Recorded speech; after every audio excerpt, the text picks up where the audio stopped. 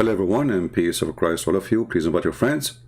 And today we are going to explore more of the true stories which happened a long time ago, where Allah, He sent His prophets to drink from the fountain of youth. And by the way, my grandfather, he drank from it, and now he is 1 day old. The fountain of youth is a true story, in case you think it's not. Actually, we have a clear evidence of it. All of you, you watch The Pirate of the Caribbean. How Jack Sparrow, he go and a bunch of gang looking for the fountain of youth. And how even the evil British government were trying hard to make him find them or find the fountain for them. I will not be surprised if Trump is behind this, or CIA. Those stories, all of them, they are documented and nobody can deny them. We have a movie about them, and the reason they are in the movie because they are true. Now, in the story of Jack Sparrow, they did not tell you all the truth, because all the truth is coming from the book of Allah. Allah knows best, as you remember. Always remember that. But put that between your eyebrows if you have any. So this fountain of youth, which is so good, and all of us, we wish to drink from it. Maybe one day, alhamdulillah. We will go there and we will drink from the fountain of youth. And by the way, if you are a man, keep dreaming to reach that point, because you will find like the tens of billions of women before you. Good luck. And if you try to go through, the nails are ready. You know, so like instead of living forever, you will die forever before you reach the fountain of youth. The only way to get there, I think, if you like dress like a woman, and I think now this is why Muhammad used to dress like a woman. So now let us go and examine the fountain of youth and where this fountain of youth is exist in the Islamic mythology or Muhammad fiction stories. See, always when we show Muslims things, they will say to you, well, he's lying, he's lying, he's lying. You know, this is the answer for anything. If you show them a hadith, he says, this is a weak hadith, weak hadith, weak hadith. Anything is embarrassment. Is in a speed of light, it's a weak. And by the way, weak is accepted in Islam. It's not really. This is why actually it's written in the book, because it is accepted. Otherwise, they would dump it in the garbage. You will not put it in the book. So in front of us, this is a website. It's called التفاسير العظيمة, which means the great tafsir, which means this website does not have interpretation for the Quran, which is not the greatest, only the greatest. And here we have, this is the tafsir written by Imam al-Suyuti, and he is one of the biggest. Actually, I believe that this is Suyuti. He was really a genius. And I'm serious here. You know, forget about his belief in Islam, but obviously he his brain have a special capability of putting things together. But by his help, we are going to see how Islam is so stupid. This guy actually himself, he have a long list of missing verses in the Quran, and the Muslims, they go crazy when they see it, and nobody can really debate him about it. He show you with evidence, with reference, how many chapters missing, not only verses. I mean, the whole chapter almost is 18, is gone. So here we have Tafsir al-Suyuti, and now we have the chapter of the cave, 18, and we have verse number 83. But before we read this interpretation, let us see what the Muslims, they say in their videos about the story.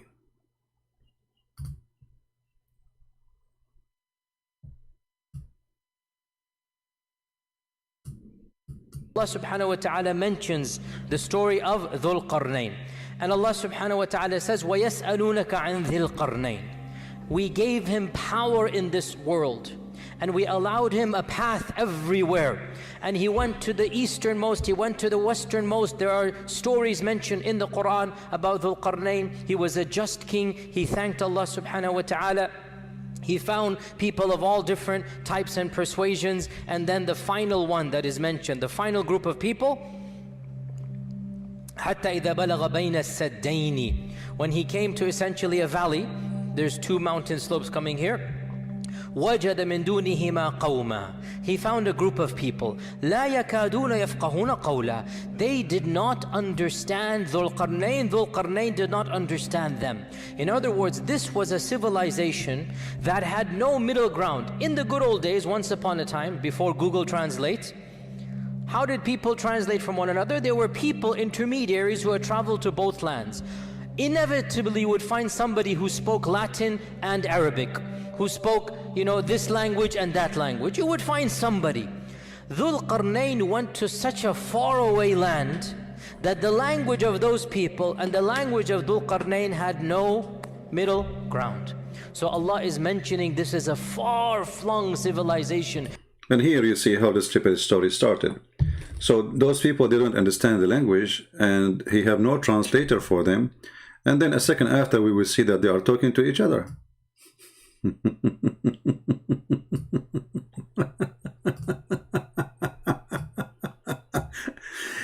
I don't know how many of you heard me saying stupidity is amazing. This is something you never heard before, right? Always stupidity is amazing. Amuse me, let us say. He just explained to you that this language nobody understand, and no ground for it, and no translator, correct? Well, then how this guy, they came and they spoke to him? How the Quran mentioned that nobody can understand what they are saying, and he cannot understand what he's saying, and they cannot understand what he's saying. And then it says here, until he reached between the two mountains, he found before them, this is a simple translation, a people who, they understand the word, they can understand the word, okay? And then they said, Dhul Qarnain, verily Ya'juj and like a second ago you said you didn't understand the word. A second after they said, do you see the stupidity of this cult? We just heard the sheikh, I don't know, this is Mufti Mink, I don't know who's he. We just heard him saying nobody can, every nation have a translator. Those people, there's no translator because nobody knows their language. So nobody knows their language. They do not know the language of Dhul Qarnain. Dhul Qarnain do not know their language. And then they said,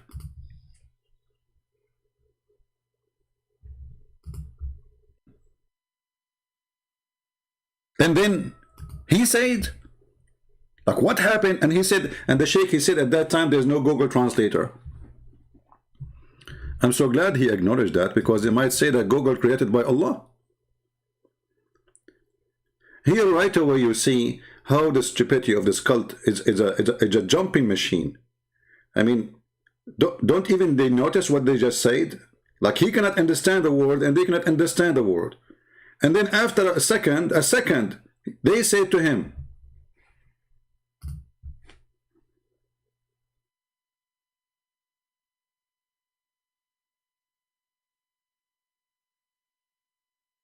and not only they said to him, they explain things which is complicated, like those people, Gog and Magog, they are doing mischievement in the earth. Shall we render this tribute in order to etc. blah blah blah blah blah? And can you make a dam between us? A second ago they were a bunch of ignorant, nobody even have their language, and now we are talking about building a dam.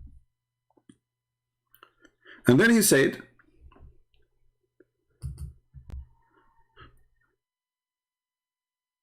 okay, Abdul, whatever Allah He gave me, I will do my best, brother and sisters. Okay, let us build a dam between them. And then things can be more technical.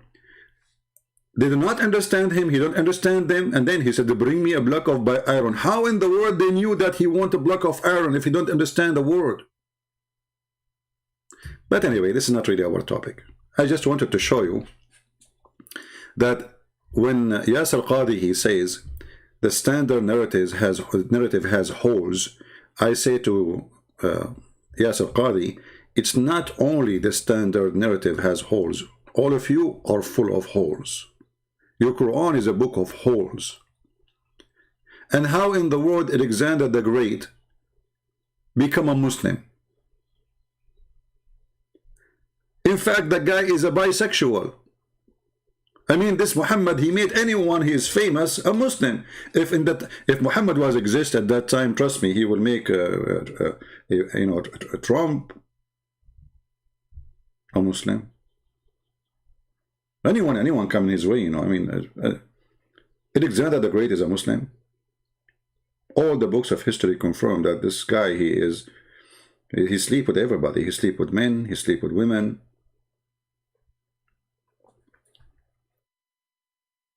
But he is famous. And there is a person from Syria, he wrote a book, and this book is about a man who wear a helmet, have two horns. And this is why you see the Quran saying, the person with a two horn. I mean, have you ever heard, even, this is a God, he is telling us about a person who he sent, yet his name is the guy with the two horn. Why? He's a cow?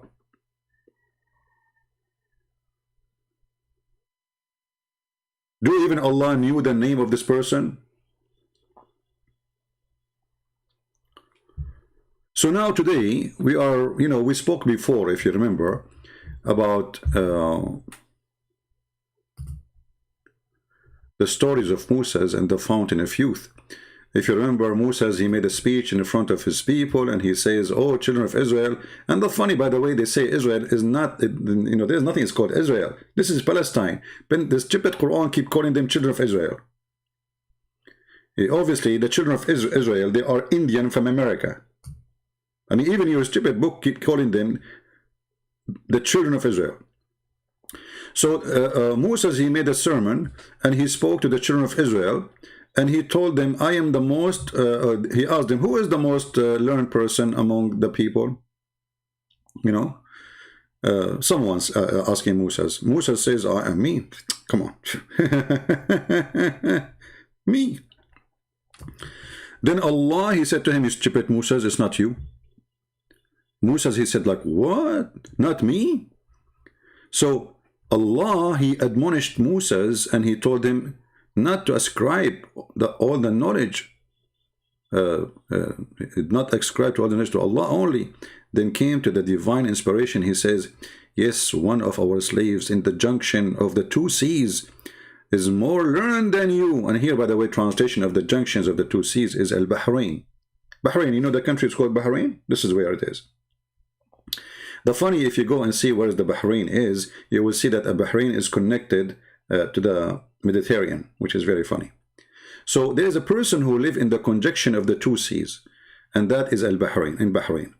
And then Moses, he told to him, okay, how I can find this guy so I can learn from him, how I can meet him. Allah said to him, take a wheel, not a fish, take a wheel in a basket, and whenever the fish is lost, follow it. Look, what the heck? Follow it. How you can follow a fish, a dead fish? She's dead in the basket. Big whale. By the way, at that time, I mean, you remember we showed you the story in the previous video, how there's a guy, he was 3,000 arms tall, and how he hold, he walk in the sea, he don't swim because he's so big. He walk in the sea, and the sea does not even go to his knee. And then he hold the wheel, and he put his hand up in the sky, and he do the barbecue to the whale by the sun, because he's so high, he's so close to the sun, brother. So Allah told him, take a whale with you, put it in the basket, and then when you lose the whale, follow it, and you will find that place. So Moses, he set out along, and he went with his attendant, Yeshua bin Nun. And here the funny part of the story. Bin in Arab, in the language in Arabic, it's coming from the Aramaic actually, means son.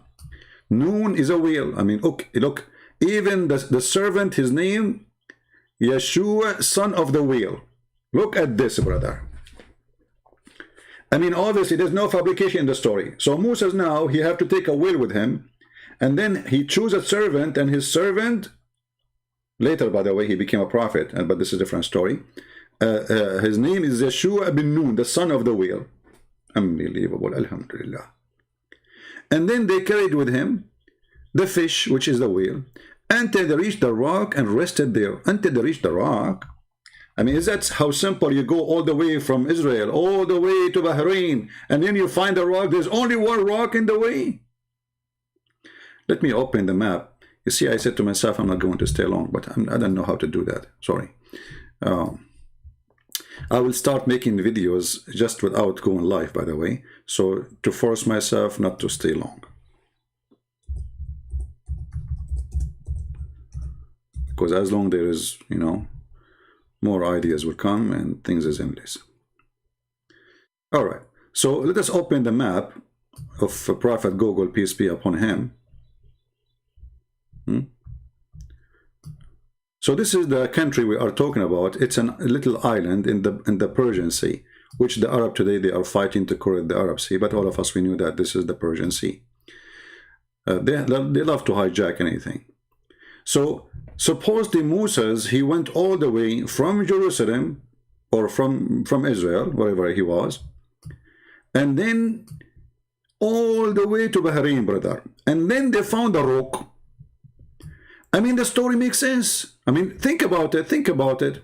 Okay, this is Israel, brother.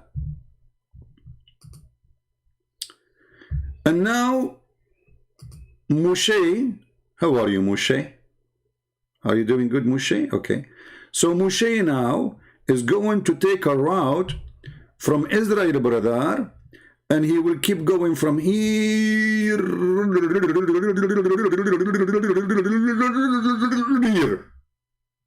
And now he found a rock, which means the thousands of miles in the way, there was no rocks at all. I think it was a highway.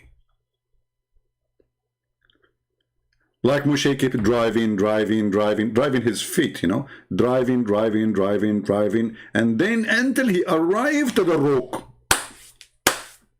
How simple is that, man? There's only one rock in the way. Very simple. I mean, true story.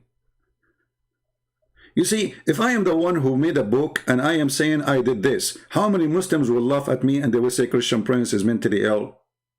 But as long their prophet is the one who said that, brother, it's true story. So he keep going until he find a rock, because there's no rocks at that time. No rocks. The earth was rocks free, you know. Rocks happen after, when my grandparents, the Arab, they start throwing rocks at each other. Like, we are the one who created the rocks. We are the Arab, you know, brother. Yeah. Before us, there are Jews. Jews don't throw rocks. Actually, yeah, there is Jews. They throw rocks too. You know, the story of David, he threw a rocks, isn't it? Yeah. But maybe that was simple rock. Like one rock exists in Israel, but there's no rocks. So Moshe, brother, he keep going until he found the rock. Bingo. But, hey, Abdul, how Moshe, he keep walking? Did he walk in the sea or something? I mean, you see now they build a bridge. This is a newly built bridge between Bahrain and Saudi Arabia, if you see it here. But this bridge was not exist. So how Moshe was able to walk all the way to the island of Al-Bahrain? Like what? Okay, you know what, let it go. Don't, you know, I mean, come on, don't focus on the details. As they say, in the details is the devil. So Moshe, he went all the way to Bahrain. How he went, Allahu A'lam. How he did it, Allahu A'lam. Allah knows best. How he crossed the sea, Allahu A'lam. Especially they are walking, you know, as the story says. Until they arrive a rock. Let me see if I can find a rock here. If there's any rock. I need to open Google, or, you know, Google Earth. Okay, hold on. Let's do satellite thing. Oh, here we go. There's a rock here. Is that a rock? No, there's no rocks. Like, what the heck? They hide it, the kuffar. I bet you the American, they are behind hiding the rock. I cannot see the rock. Where is the rock? I see Walmart. What is the rock? Keep looking. I mean, I have a satellite and I cannot find the rock, which Moses, he found so easy. But I think, you know, I think Moses, he was using a drone or something, you know, like Those drone, you buy them from Amazon.mum. There's a rock here. No. Why is no rocks? Where is the big rock? I give up. Okay, you guys, you find the rock, okay? Take your time. So anyway, so he keep walking until he found the rock, and then next to the rock, he did what? Let us see what he did.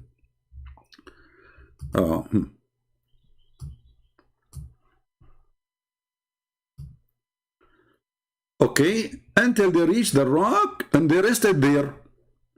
Musa's, I mean, look, by the way, like, it's not like they reach a rock, it's big, brown, look different. No. Until they reach the rock, it's the rock. It's known. I mean, come on, everybody know that rock. I mean, like, come on. Like you say to somebody, where are you going? I say, I'm going to Bahrain.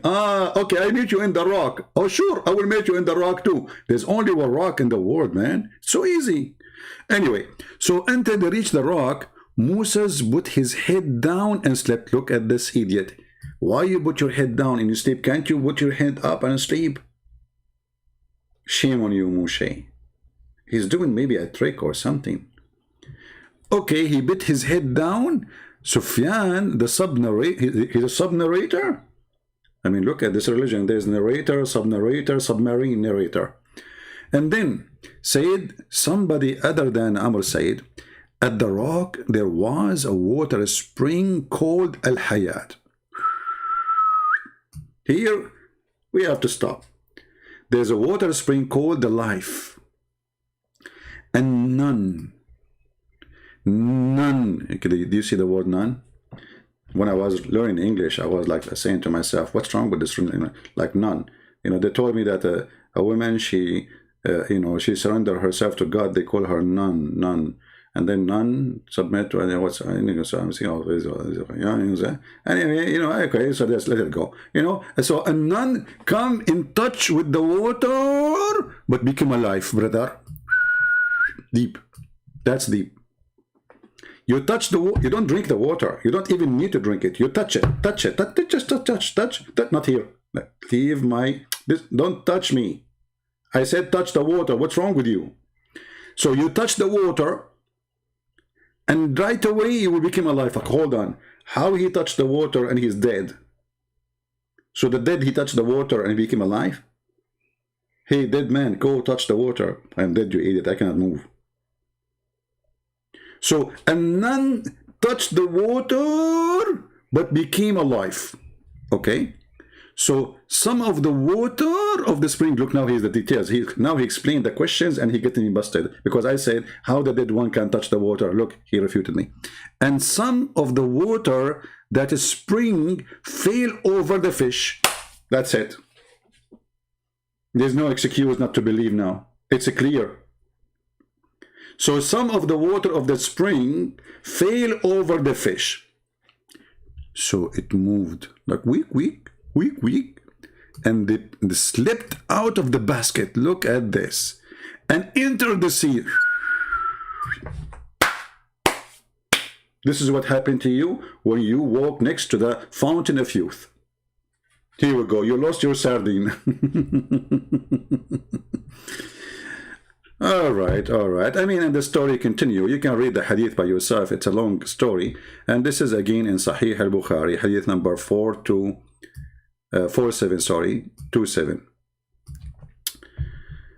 All right. So now this is who? This is Moshe. And by the way, one of the comments, he said that Allah, he created this child as a kafir when Al-Khadr slew him, because Allah want to teach Moshe, listen, you idiot, Allah, he created that child like a mice for laboratory to teach. So Allah, he created children so he can put them for us and we kill them so we can learn. What a stupid religion, man. So now this is the story of Moshe and the fountain of youth, as you see. Now, I'm not going to go to Jack Sparrow and discuss how Jack Sparrow, he was very evil trying to get the fountain of youth himself alone. And I'm not going to discuss how greedy they are. And here, like here, Jack Sparrow, you see, Jack Sparrow, he did not reach the fountain of youth by walking. As you see, he is using a boat. But the story of Prophet Moshe, he was walking down the street, until he reached the island of Al-Bahrain. How he crossed the sea, don't ask. Jack Sparrow, he crossed the sea by a boat, as you see, and we have evidence. And here Jack Sparrow, you know, this is, he trying to act like Moshe. He put his head down and he lay down, you know. But all of us, we knew Jack Sparrow, this after he broke his tooth. You know, remember when the guy from the ship, he hit him in his tooth. So he started saying Jack Sparrow. So here Jack Sparrow is running because they are chasing him, because they want to get the ring of the you know, the compass, where you can find the, you know, you know, the thing, you know. So, and then here, look, Jack Sparrow, he's moving his hand, supposedly, he's trying to cross the jungle, but in fact, he is putting his hand in the front of the breast of this woman. And this is exactly why Allah did not mention Jack Sparrow as a prophet, because in Islam, it is haram to put your hand over next to the breast. You have to hold them. You cannot just put it in the front to hide them. You have to hold them, and you have to suckle them. It's halal. So, Jack Sparrow, obviously, he is not a prophet. I mean, if you are confused about it, I'm making it clear for you now. All right? Now, going back to the story in the tafsir, we find that the fountain of youth is not only something mentioned about Moshe and Al-Khudr. We find that the fountain of youth have to do with Zul qarnain, the man with the two horns, Alexander the Great. If we go down here, let's see if we can. I mean, I don't like this website, how they design it. Like they make it like a script inside the script. Let me see if I can open it in different website. Hold on, let us see.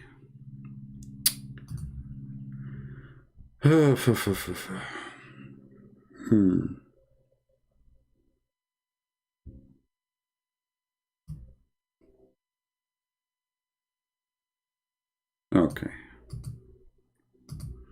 I will try to find it in different websites so we can open it better.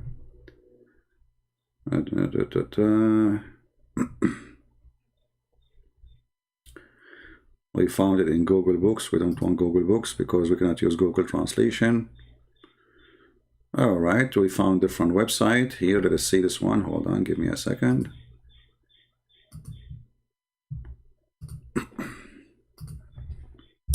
Let me give you the link. You know, I will give you the link for the reference. You can see what we are talking about. And you can use Google Translation from your side. This is other website other than the one I'm showing you in the screen. So now let us go there.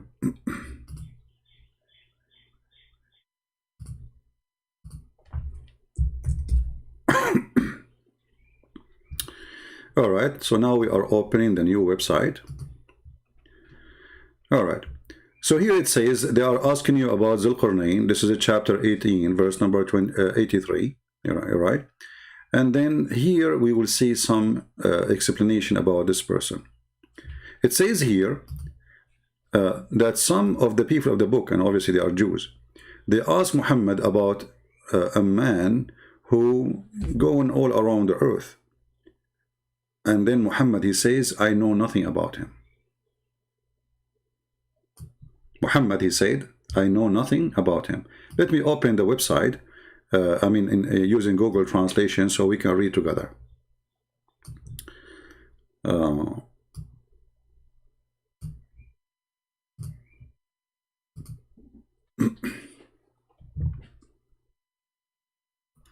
So reported that the Jewish say to the Prophet, oh Muhammad, let us go first. No, not here.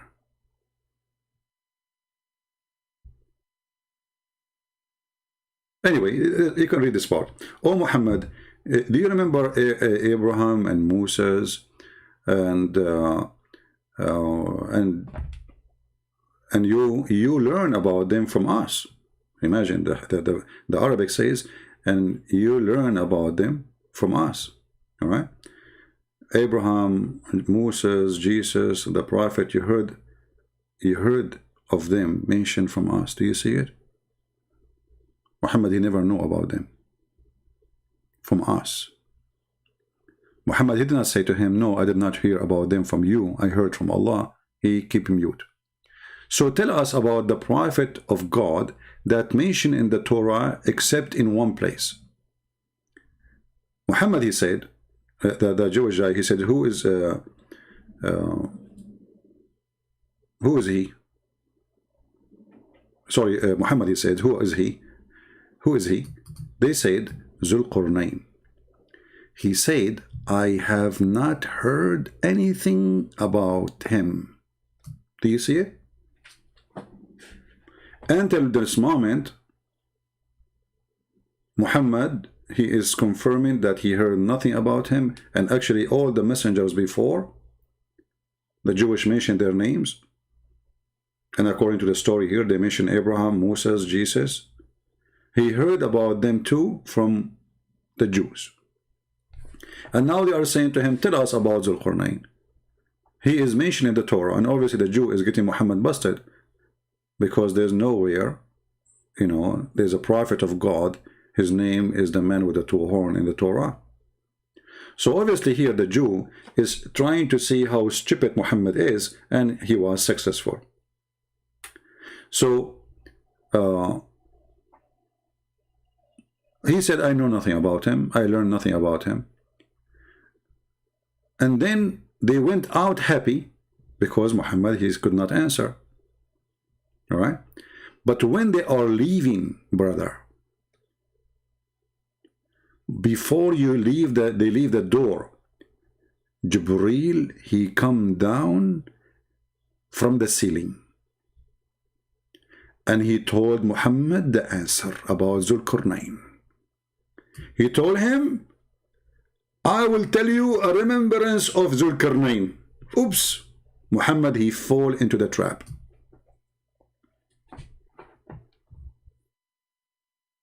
Muhammad, he fall into the trap. And then here Muhammad, he continue telling the story about Zul qarnain.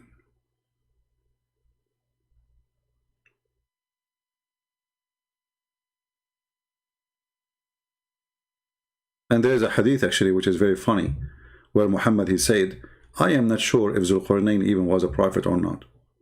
And here you ask yourself, what kind of a prophet he do not know if other prophet is a prophet or not? I mean, why he is so ignorant about the topic? How come he do not know? So the story continue. Let me see if I can find this hadith in English.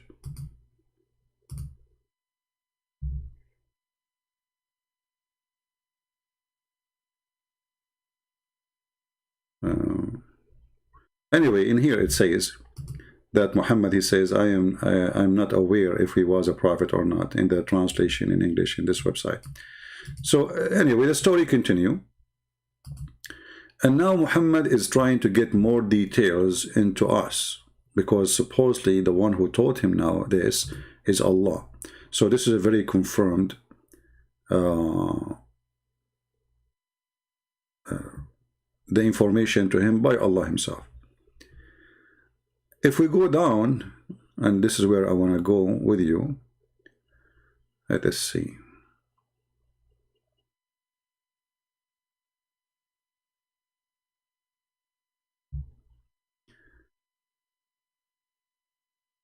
Where we will, because the the text is so long, and all of it is really stupid stories. Okay.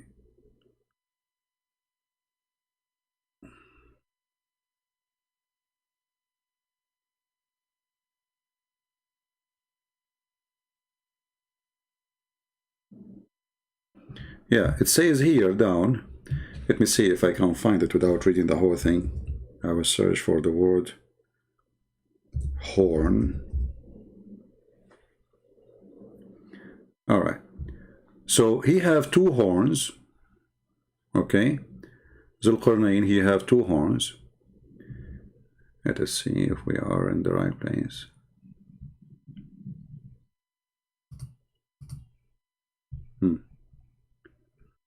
Read carefully. When they asked him, they said, was he a prophet or a king?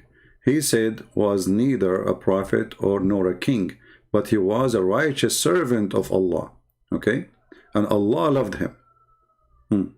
Which is very weird. He is a righteous servant of Allah, and Allah loved him. Well, why Allah loved him? Let us see. And Allah advised him, so Allah spoke to him too. Now here, those hadith, they are like many contradict each other about if he is a prophet or not. Some they say he's a prophet, some they say he's not. As we showed even before, it said he is not sure if he was a prophet or not. So Muhammad, you don't know. Anyway, God sent him to his people, and they beat him on his horn. But remember, Muhammad is not sure if he is a prophet or not, but he is sent by Allah to warn the people. But this is mean he's a prophet and he's a messenger. If Allah, he sent him. I mean, you see how stupid the story? If Allah sent him to his people to warn them to convert to Islam and to believe in Allah, well, doesn't that make him a messenger of Allah? Very stupid story. And then, so he came to the people, said to them, convert to Islam, brother, and say Shahada. His people, they beat him, and, he died. And then God, he revived him for their jihad, to go against them. Then he sent him to his people again, and they beat him again. And then another horn came from his head after he died. So here they explain to you why Alexander the Great, he have two horns, why he's called Zul qarnain. Because simply, he went to his people twice, asking them to convert to Islam. Each time he speak to them, they hit him with the hammer in his head, and he have a horn, and he died. He died. But there is a pimple coming from his head. This is the horn. And then after that, he start putting a hamama, which is just, you see the sheikhs, they put in the top of their head to cover the two horn, because he looked like an ant or looked like an insect. Unbelievable story. And then Allah, he bring him back to life. Alhamdulillah. The story here continue. Let us see where we will arrive.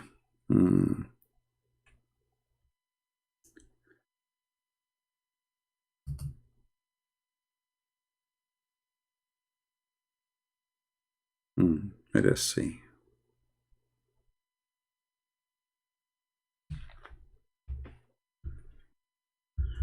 Oh boy.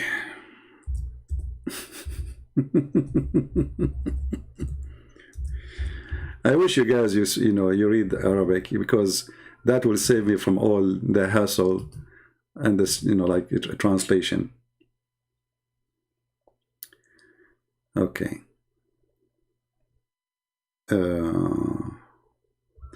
Let us search for the word green to save from reading all of this.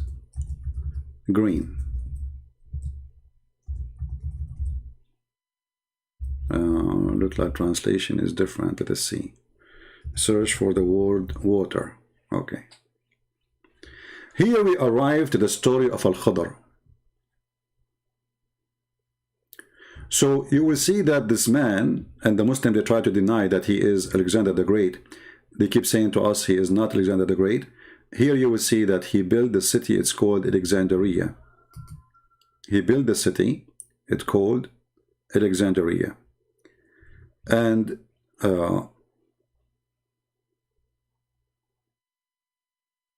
when he was after he built Alexandria, as we see here in Arabic, you can search in the Google translation, so you can find where it says that for you on your side. It says here he came to the seashore of Egypt, and he built a city. It's called Alexandria. And then when he built it, Allah, he sent him an angel. Allah, he sent him an angel. And this angel took him to the sky. Alexander the Great, Allah took him to the sky. And then Allah told him, do you see what is down below? Do you see what is down below?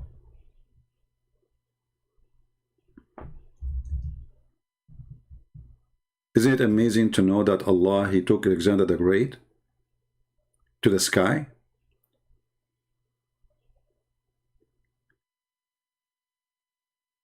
He said, look down.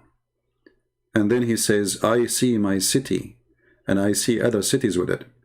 Then he took him up, and then he could not recognize the cities because they became so far, maybe. And then he saw, I see only my city, and I don't see anything else. And then the angel, he says to him, all this land is, you see, Allah, He gave you the authority to rule it. That's it. So go in it until you arrive where the sun set.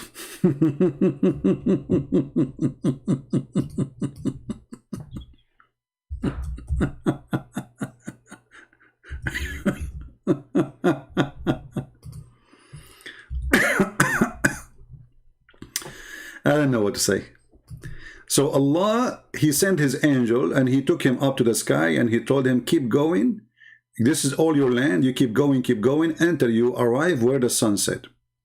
And then he walked until he found where the sun set, and he found where, and keep walking until you find where the sun rise too, as it says here. All right. Then he arrived to a people, and he found people who have faces, their faces like face of dogs. They have actually not like wujuhu kilab. Their faces is face of dogs.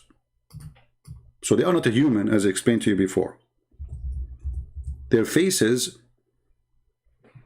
if we go here in the, if you search in your page, if you translate Google translation, you can search for the word dog. All right. So after Allah, He took him up to the heaven, and He showed him all the land which he is going to, to own or to control. And He told him, keep going until you arrive where the sun set, the place of the sun setting, and the place where the sun rising. And then you find two mountains where you were going to build a dam, or suppose this he will build the dam in the story. And then he keep going until he found the cross to Gog and Magog, and he found people who their faces were dogs' faces. They are dogs.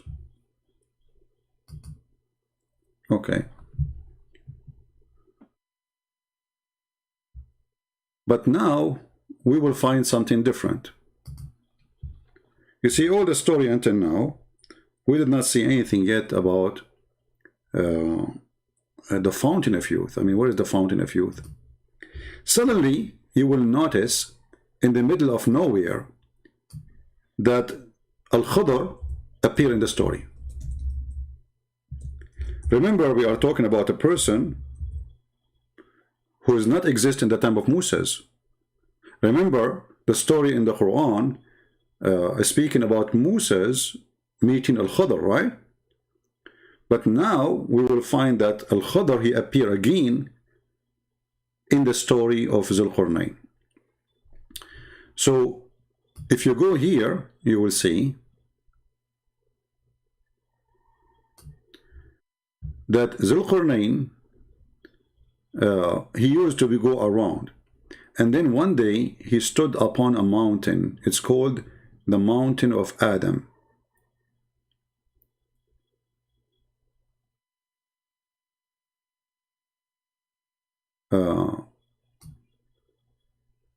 And then he found a guy, his name is Al-Khadr.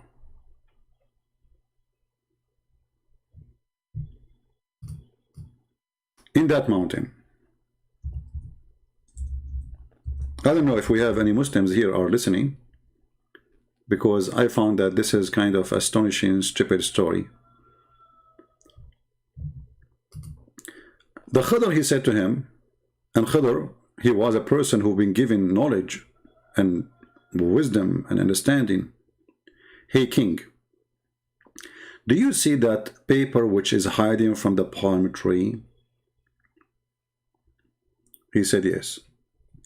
He said, this is where is going to teach you about the location. What location?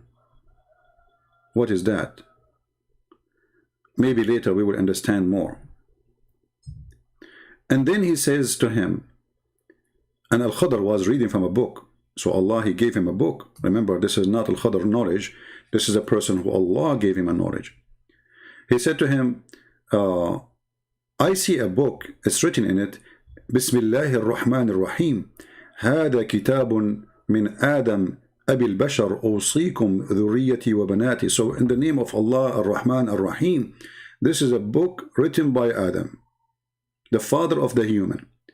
I give you my will to take care of my children and my daughters, and to be careful from my enemy and your enemy, which is Iblis, which means Shaitan.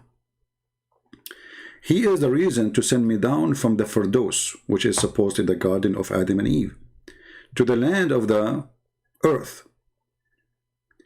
And I sent down in this location. So this is where the palm tree was located. Allah, he dumped Adam there. And he said, like in this location, the one who look at it, he will find that I have 200 years of sin by one look, which is very hard to understand, you know. So I've been sent there, and I was, let us say, he was cursed by Allah, and he dumped him in that location, and he was, if you look at that location, you will find that 200, maybe 200 like jail, like Allah, he put him there for 200 years because of one sin. And then he says he studied the earth, and he studied the trees, and he said, and I did water this land from the tears of my ears. So repent to Allah. Okay. Now here, the story is over. Zul qarnain, he read for him what he have in his book. And then Zul qarnain, he said, or he wiped the place where Adam used to sit. And when he did that, he found that it is 180 miles. And he counted the trees in that location, he found them 900 trees. From every tear of Adam, there was like a tree coming. And then when Cain and Abel, they killed each other, or they killed one of the brother, killed the other brother, it became, those tears became a land. And this land cry blood.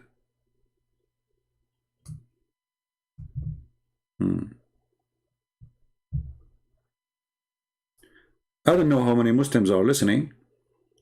Muslims, what is the distance between Alexander the Great as date, as time, and between Moses? This guy Al-Khadr, he exists everywhere. Al-Khadr, he is with Noah. Al-Khadr, he is with Alexander the Great. Al-Khadr, he is with Moses. And actually there's some reports saying that even he was in the funeral of Muhammad. Even there's a hadith says that when when Muhammad was talking to a bunch of people, somebody came in, and when he left, he says to them, "This is Alexander the Great. This is Al-Khadr." And you know, the Muslim, they can say this is weak and this is strong, but as you see, all of this is written in their books. All of those things exist in their books. And if we continue reading, you will die laughing, because the stories can get even more complicated. Here you see even the Muslims struggling, trying to find out why he was called Zul qarnain. As an example, he says the reason he was called Zul qarnain, because he gathered the two horns of the sun set and the sunrise. Here it says the reason he was called Zul qarnain, because he arrived to the horn of the sun. Now you might be wondering what the horn of the sun. Muhammad himself, he confirmed that the sun has a horn. And actually Muhammad, he confirmed that Satan, he come from between the two horns of Shaitan.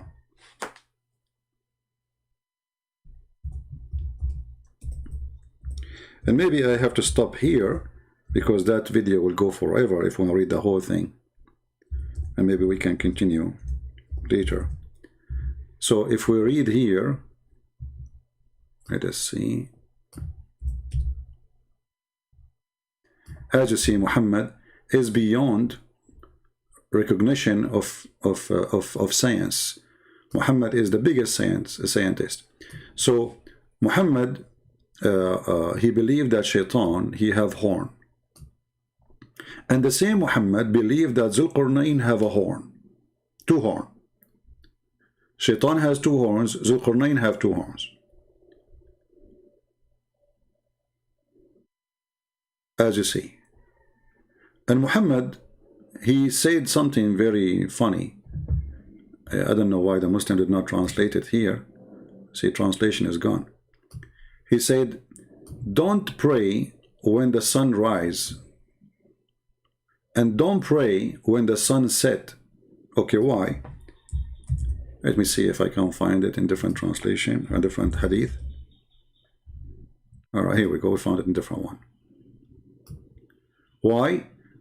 Read carefully. Aisha, may Allah pleased with her, said, Umar, may Allah pleased with him, said, it's not correct, rather the message of Allah only forbid.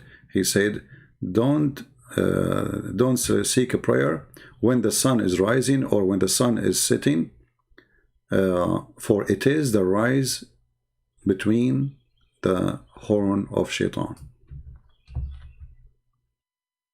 So when Zul qarnain he arrived where the sun set, and he arrived where the sun rise, he arrived to the two horn of Shaitan, because the sunrise from between the two horn of Shaitan, and the sunrise from between, or set from between the two horn, or between the two horn of Satan. And here we find this kind of very, not only stupid, there's a contradiction, because if the sun is setting between the two horn of Shaitan, and because of that I should not pray to Allah at that moment. What does have to do with Allah prayer? And you know what I mean? I mean, let us say for the sake of argument, okay, this is a story reporting a true event. There's a Shaitan. Let us draw Mr. Shaitan. He have two horns.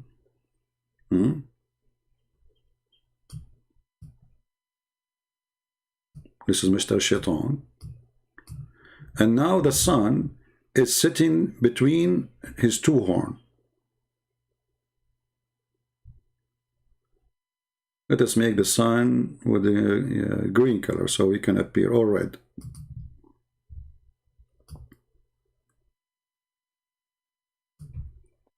So the sun now is going down between the two horns of Shaitan. Why the Muslim cannot pray to Allah? What is the connection? What is the reason? What is going to happen if we pray to Allah while the sun is sitting between the two horns of Shaitan? Any Muslim can tell us?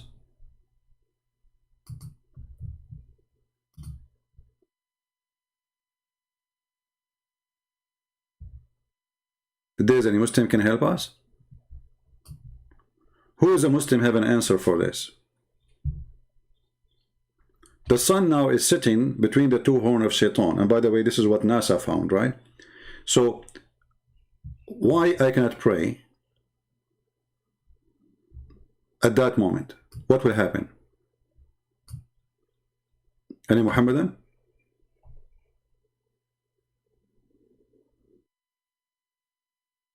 Is that just a stupid superstition stuff and crazy stuff? Fiction? People believe in it? Or this is a true thing? Was Muhammad informed by Allah that there is something dangerous will happen to the Muslims if they pray at that moment where the sun is sitting between the two horns of Shaitan, or when the sun is rising from between the two horns of Shaitan? Any Muhammadan?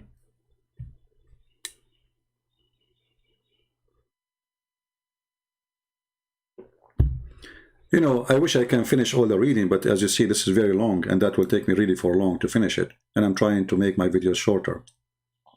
But as you see, the fountain of youth is exist in the time of Muhammad, sorry, in the time of Al-Qadr.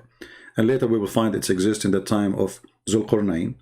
And we will find that Zul qarnain, he went all the way trying to find the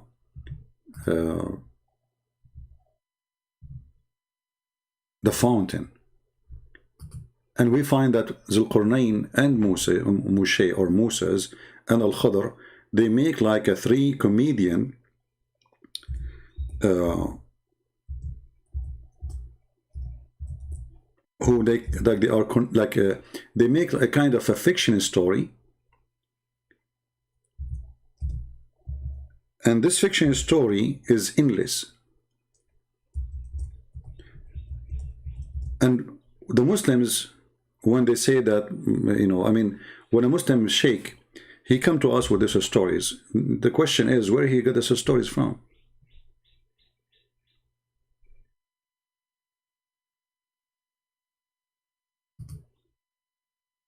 And by the way, this exists even in the book of Ibn Kathir, and exists in many, many books.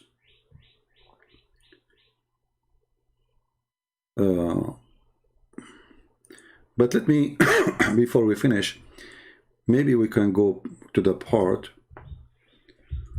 where he speak about the fountain of youth. Let us see.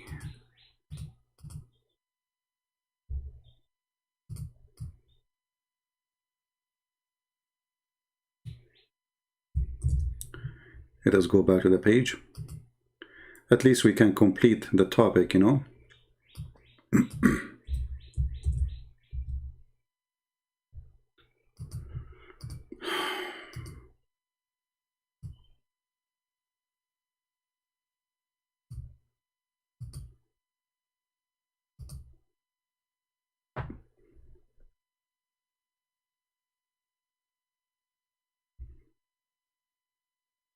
Let us see.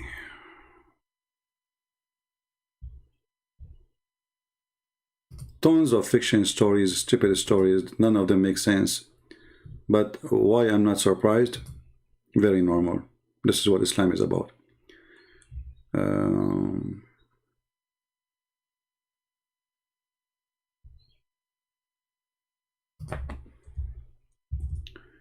Let us see.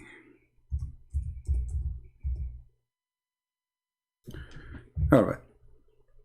Here we find the part where they are talking about the fountain of youth. Let us clean the screen from the drawing. And then we go to the Google translation. Just give me a second.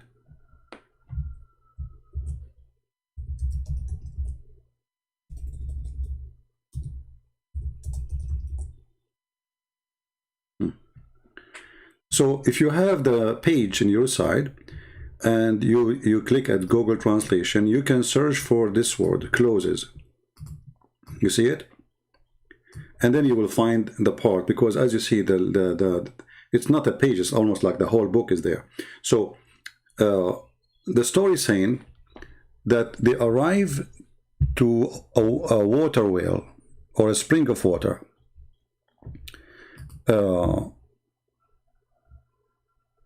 Let us see here.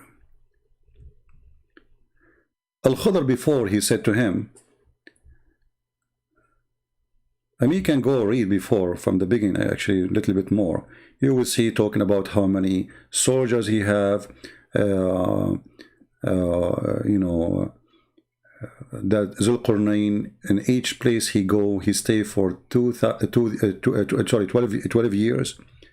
You see, each time he arrived to a place, he stay in that place for 12 years until he arrived where the sun set, and then he camped and he gathered his soldiers, and then it says the soldiers, they said to him, and the scholars, his scholars, they told him, we are afraid of this darkness, like the bath you are taking. And we seek you not to go in the path where nobody went before, the path of darkness. Don't take us there. Don't take us in the path of Adam. Blah blah blah blah. And then they keep talking about it here, and then the story continue. And then he keep walking, and then he saw a lot of females.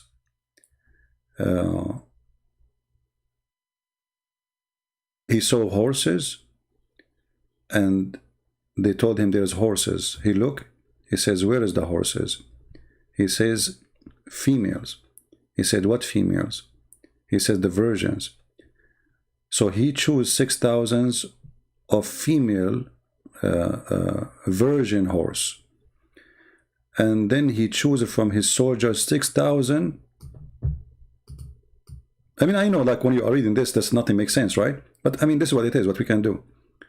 Like, sometimes people, they say to me, I mean, your translation is really confusing. My friend, it's not my translation confusing you. The story is confusing. The story is stupid. What can I do? So if I say to you, 6,000 virgin female horse, you will say virgin female horse. You might think I'm making a mistake, but this is what it is. What I would do. And then he chose 6,000 of his men. And then he made the Al-Khudr a leader of 2,000 of them. Okay? But in the translation, for some reason, the word Al-Khudr is not coming, you know? So, here we go, it says actually. And he gave Al-Khudr the command of 2,000 horsemen. All right, so Al-Khudr now became a leader in the army of Zul Qarnain. And while Al-Khudr, he was walking,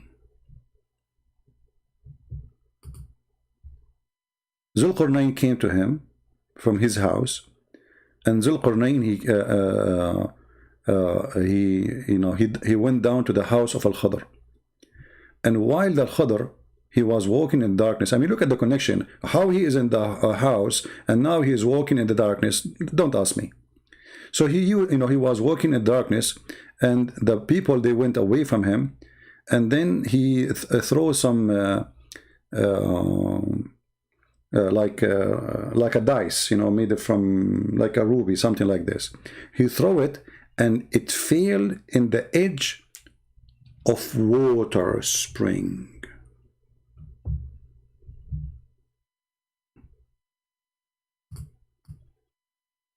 See the translation, he says I, because in Arabic it says ain. So it fell in the edge of a water spring. All right, and that is supposedly where we go to the point where he got to the place of the fountain. So obviously Al-Khudr, he went there, or he was there for a reason. He want to give wisdom, advice to Zul Qarnain. And somehow you will find here that Zul Qarnain is Allah. And actually I will make a short video to prove to you that Zul Qarnain is Allah. I know that Muslims will go crazy, will say this is not true. Even the Quran says he is our servant. But you will see how we prove it easy, that obviously Zul Qarnain is Allah himself, based on the story which Muhammad, he said. So the story continue. Actually, if we go and read in different books, there's many books speaking about those things, which all of them is funny and stupid, even more stupid than those stories here. We will find, let me see if I can find you something else. Hold on.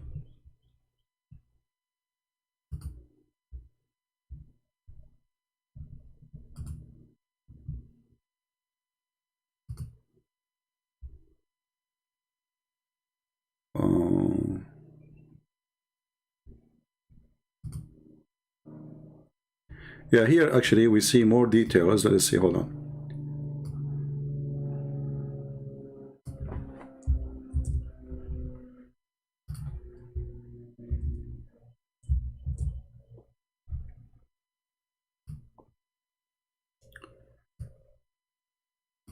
See here, there's a part is not mentioned in this page, is not appearing. I'm not sure why.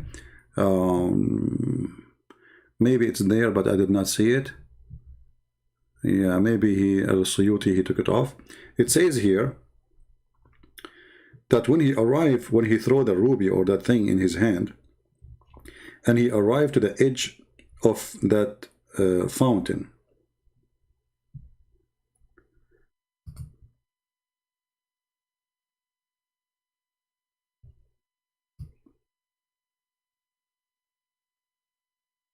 when Al-Khudr, he said to him, you are seeking a bath of darkness, and this bath many of us cannot see. So what you will do with the darkness, which means how you can walk through it. if we, like, let us say we walk and we don't see our way, etc. And then Al-Khudr, he gave Zulqarnain a red ruby. And he said to him, if you arrive to the darkness, throw this ruby in the ground. If this ruby, or if the ground is green, then those who they are in the darkness, they have to come back. So Zulqarnain, he took it and he went. All right, he took the ruby.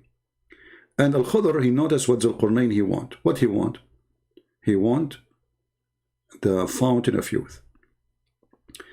And Zulqarnain, he is hiding, what he in his heart he want. He did not tell Al-Khudr that I am seeking to find the fountain of youth. So he keep walking, and then he thought that the fountain of youth, let me use Google translation. I will post this link for you, so you can open it from your side too. Give me a second.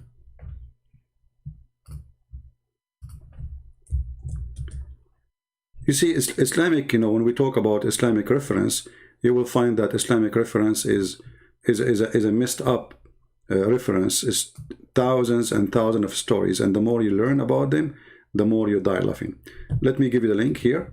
You can open the same link, and you can click at Google translation, as you see, and then you can read with me what I am reading. All right. Let us see.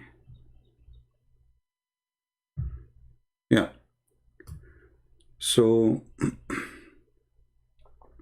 Zulqarnain, in the time of Al-Khudr, he is trying to find where is the fountain of youth. And actually, even if you go in the title, if you translate, let us see if we translate the whole thing. Click at the side of the page, translate to English. You'll find the title saying, read with me carefully, the story of Zulqarnain and his request for the eye of life in the darkness. So here you get the whole story, what this report is about.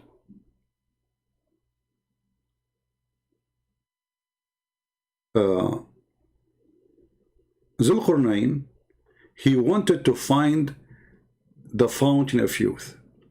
Zulqarnain, all his trip, all his mission, all his fight, all his wars, Alexander the Great, for one simple reason.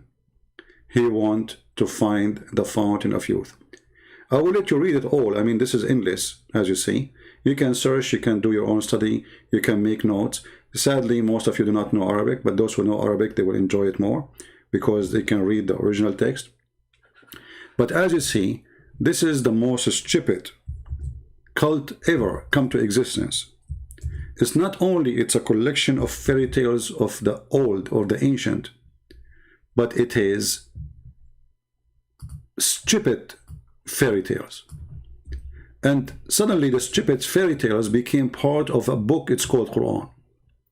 And suddenly the fairy tales of the ancient, which is a fairy tale for the kids, became a book of God, and became God talking and God teaching. And then there's billions of people, they believe in such a stupid story. So here you will see that they are discussing how Zulqarnain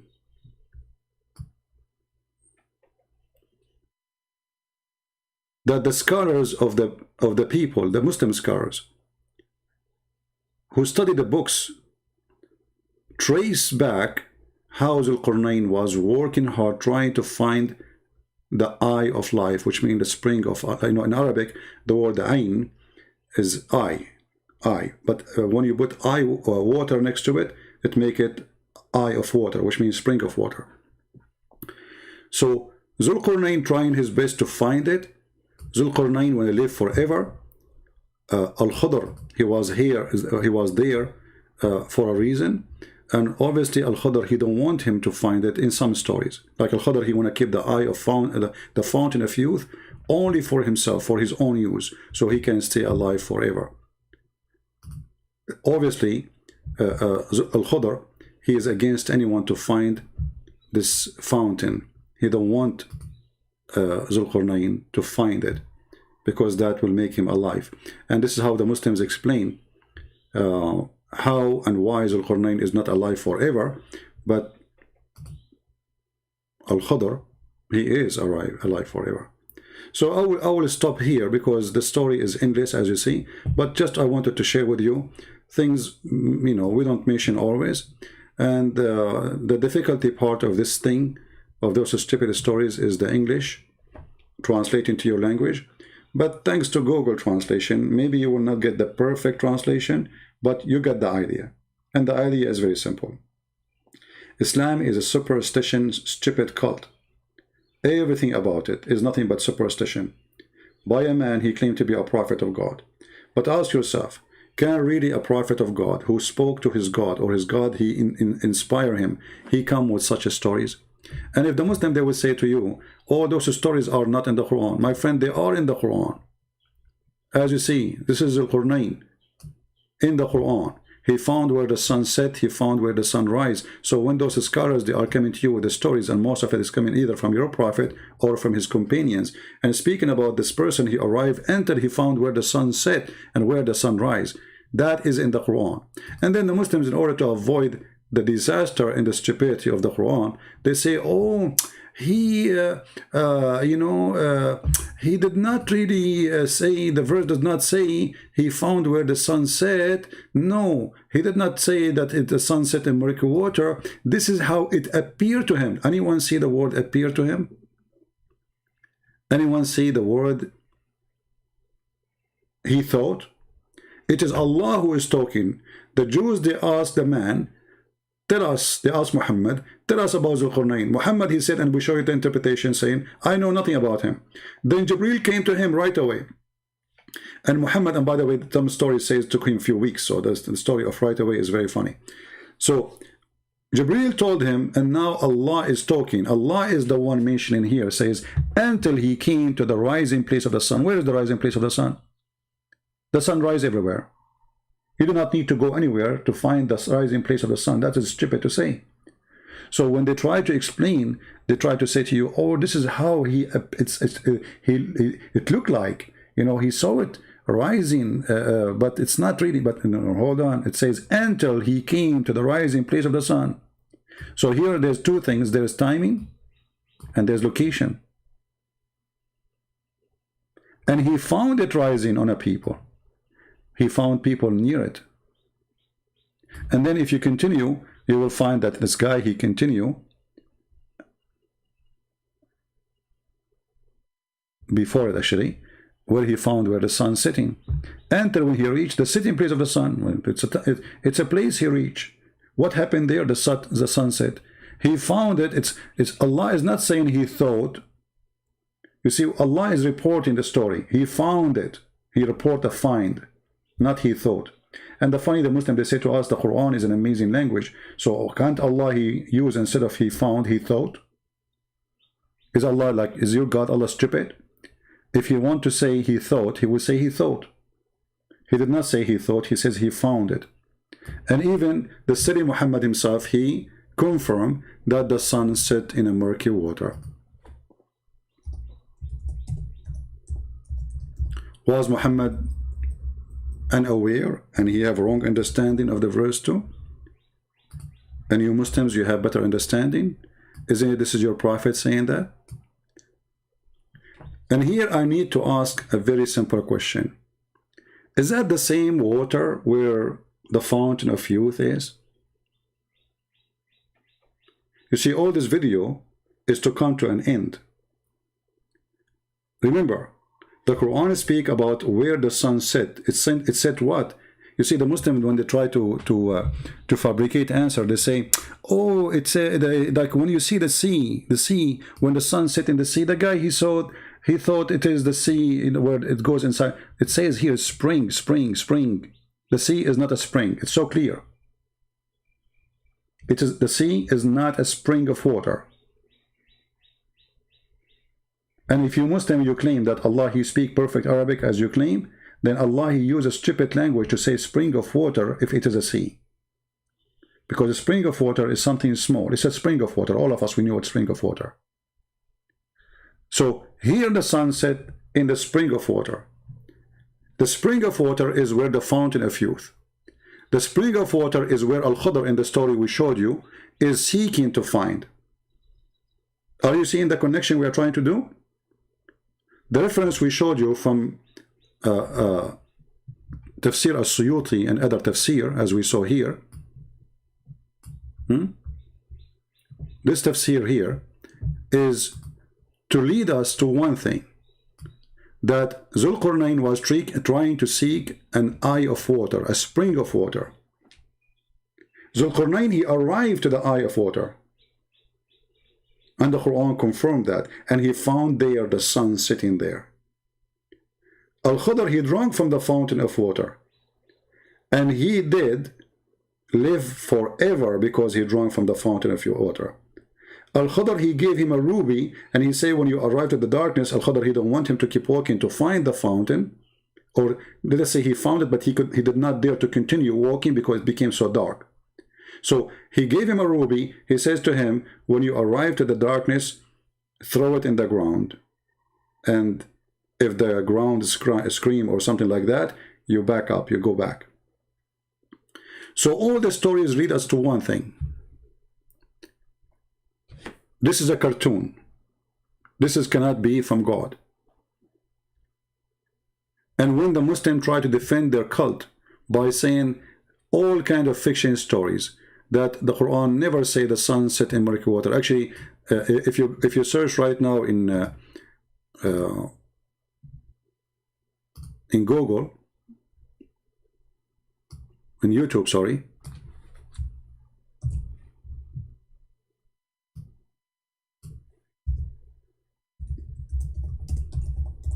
you will see how many Muslims volunteer doing their best trying to fix the stupidity of the Quran.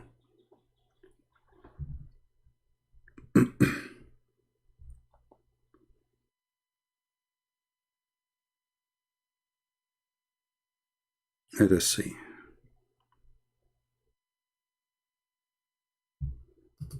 This is an old video. The other points that William Campbell raised was regarding Surah Kahf, chapter number 18, verse number 86, that Zul qarnain sees the sun setting in murky water, in turbid water.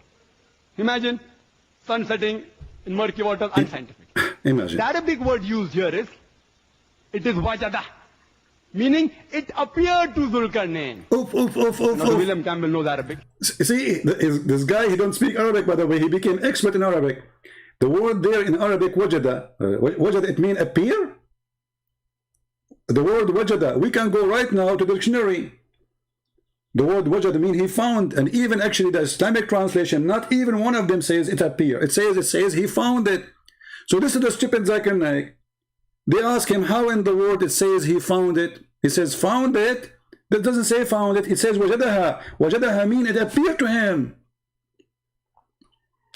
But all of you can go right now to the verse and you can copy the word. This is the word wajadaha, and you can take it to Google Translation. Actually, you know what? I can do this in front of you. I can use Google Translation in front of your eyes to the same page without even copying anything.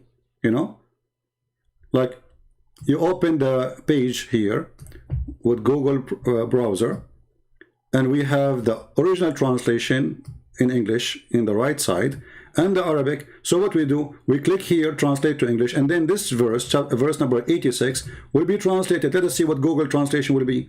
Is it going to say it appear, or it says going to be founded? But we do not even need to do so. It says here, even he found it sitting in a spring of black water. So how in the word he found it became, according to Zakir Naik, it appeared to? Do you see how dummy, how stupid, how desperate their answers are? And this is what happened when a person, he defends Islam. Whatever he say, nobody oppose. If it is me who said the word wajadaha mean appear, you will see a Muslim making tons of thousands of videos saying Christian Prince is lying. But as long as Zakir Naik is the one lying, and the lie purpose is to defend Islam, it's okay. Murky water, in turbid water. Imagine sun setting in murky water, unscientific. The Arabic word used here is, it is wajada, meaning it appeared to Zulkarnain. Meaning, the word wajada, meaning.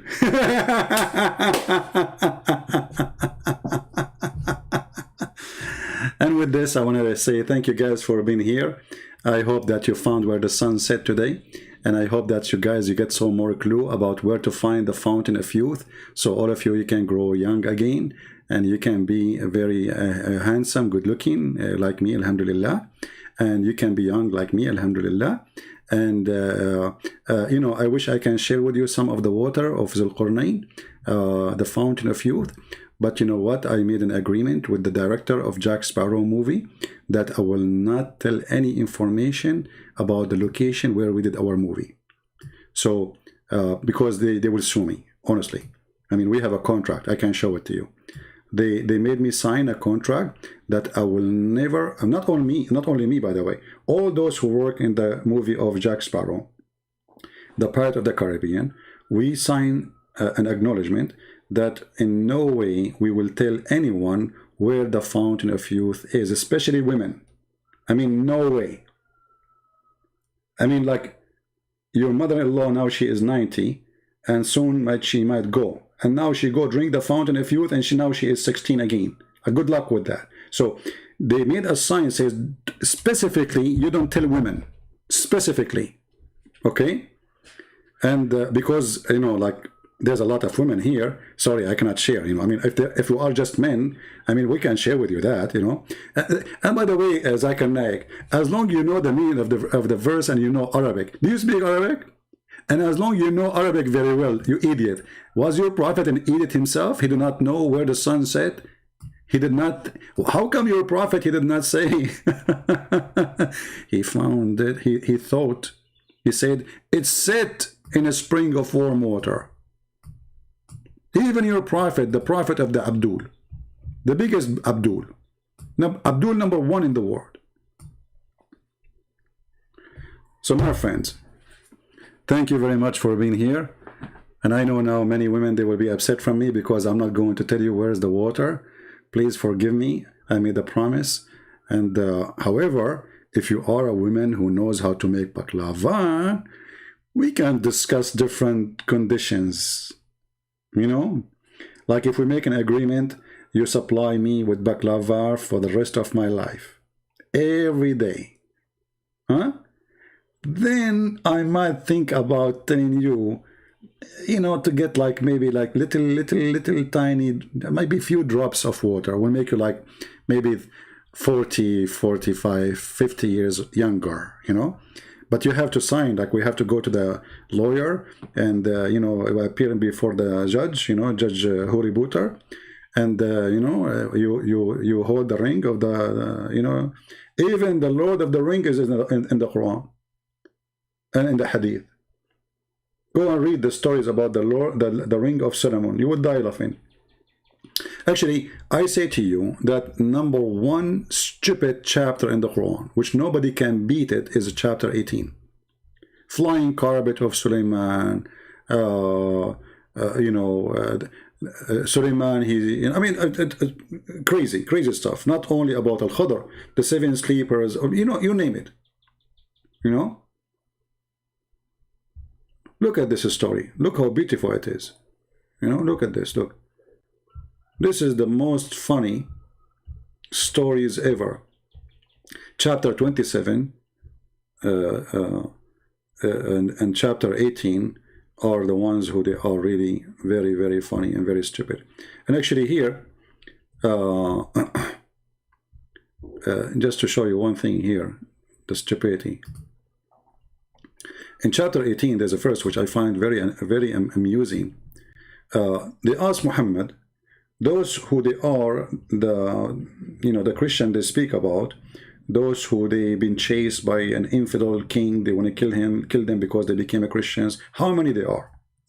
How many? I mean, very simple question. He's not asking them science. How many they were? So Muhammad now, he don't know really what he is going to answer. He don't dare to say anything. So look what he said. He said, Allah told me the following. Some, they say they were 3 and their dog is number 4. And some, they say they are 5 and their dog is number 6. Guessing the unseen. Yet others, they say they were 7 and their dog is number 8. Okay, now Allah will give you the answer. Oh, Muhammad, say, only Allah knows their true number. What the heck? So what the purpose of this verse? They are asking you how many they are. So the coward Muhammad, he is afraid to say the number and then he will get wrong. They will get him busted. So some they say they are 3 and their dog is number 4. Some they say they are 5 and their dog is number 6. Some they say they are 6 and their dog is number 7. Some they say they are 7 and their dog is number 8. And then the answer is, okay, Muhammad, tell them Allah knows best. And not only that, he says, only Allah knows their numbers, and then none knows them but few. Like, what the heck? So what is the number? I mean, what is this complication all is about? Just tell them the number. He don't know. He's afraid to tell them the number. People will laugh at him.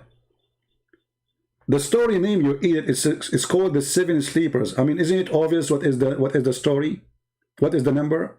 It's called the story, the name of the book, the 7 sleepers. And Muhammad is still, he don't dare to give the answer. And as long there's a few people they knew, okay, tell us what the numbers. Because already it's not a secret. I mean, what is the big deal? Are we going to tell us about nukes? Is that like you will unveil the location of the fountain of youth? Tell us, then even this one, Muhammad, he cannot answer. And here you see a mistake in the Arabic. He says that some they say they are 3 and their dog is number 4. Have you ever heard in any language somebody says 3 and their dog is number 4? Actually, it doesn't say number 4. وَرَابِعَهُمْ, and the fourth is the dog. You don't say the 4th is a dog. He is not a human. You say 3 and 1 dog. In no language you say such a thing. This is stupid. Muhammad, he considered the dog is a human. The fact, even the word here, kalbahum, is false written in Arabic. The original word is kali'ahum. Kali'ahum. In the story which is written by an Aramaic Syrian bishop, I believe his name is Yaqub.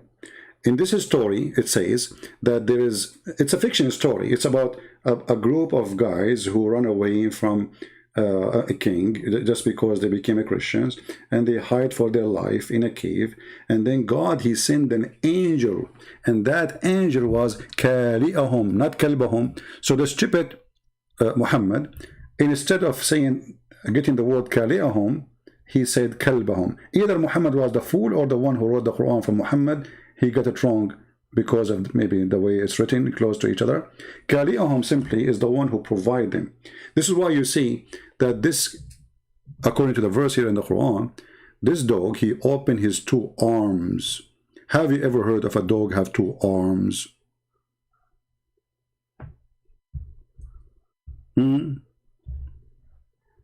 Since when? Dogs have 4 legs. Muslims. So the original story is speaking about an angel who covered the gate of the cave. This is in chapter 18, verse number 18. Who covered the cave by his wings. He opened his arms. So he opened his arms, not the dog stretching his 4 leg, whatever. And by the way, how the translation come to the 4th, his 4 legs? How in the word? In Arabic it says, "Basitun dhira'ayhi." He opened his 2 arms. So the original story in the Aramaic, it says that this angel, Kali'ahum, their provider, he give them food, he protect them. So God, he sent this angel to protect them. This is why the army could not get close. I mean, have you ever heard of a king send an army to kill a bunch of guys, and then because they saw a dog in the cave door, they run away? I mean, how stupid the story can be. Imagine that Trump, he sent the CIA to capture Osama bin Laden or ISIS leader, Caliphate. And then they saw a dog, and then the special American force, they went back home and they could not capture or kill ISIS leader because there was a dog in the cave door. Who in the world would believe in such a thing? Even, by the way, even in the Islamic interpretation, many they believe that the original word is Kali'ahum, not Kalbahum, which means it is an angel.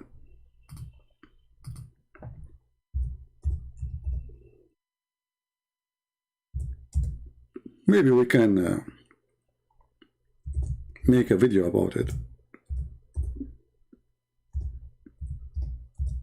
We should.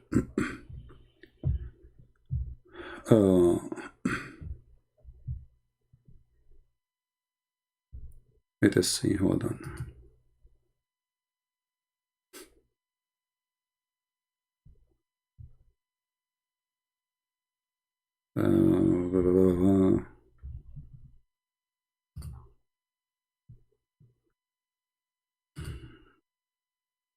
And the funny, even Muslims, by the way, acknowledge that there must be an error in the Quranic text.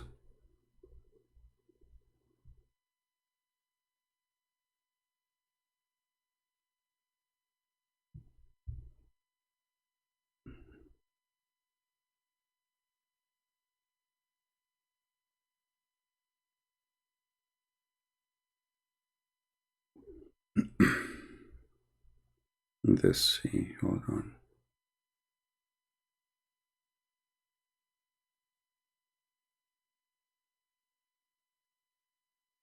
Anyway, I can make a video about it.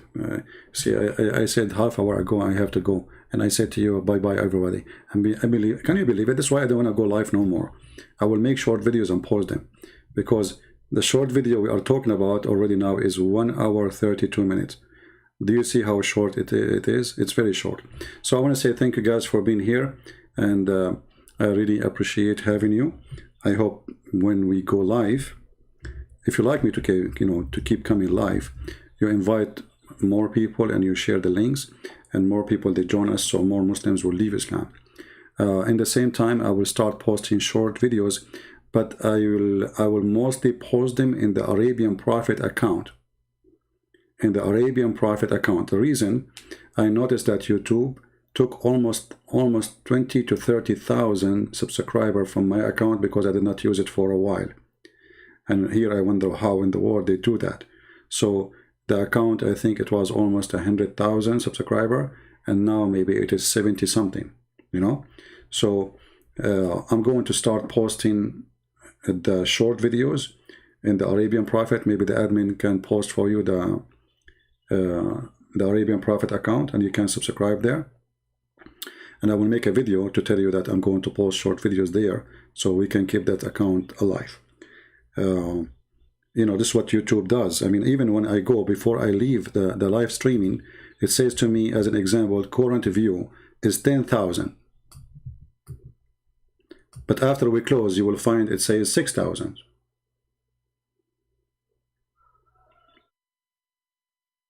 See, there is something always fishy with this YouTube thing, you know.